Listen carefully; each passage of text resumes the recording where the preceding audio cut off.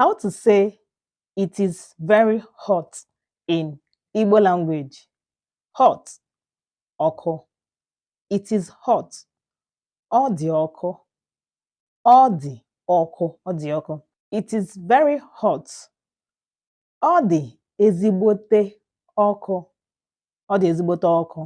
Or you can say ọ na-apụ ọkụ. Ọ na-apụ ọkụ. Ọ na-apụ ọkụ. Example: this food is hot. Nri a dị ọkụ. This food is very hot. Nri a dị ezigbote ọkụ. Or you can say nri a na-apụ ọkụ. Nri a na-apụ ọkụ. So if this yam means ji a,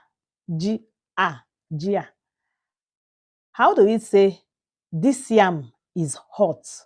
And also, how do we say this yam is very hot? Let me see it in the comment section. Got it?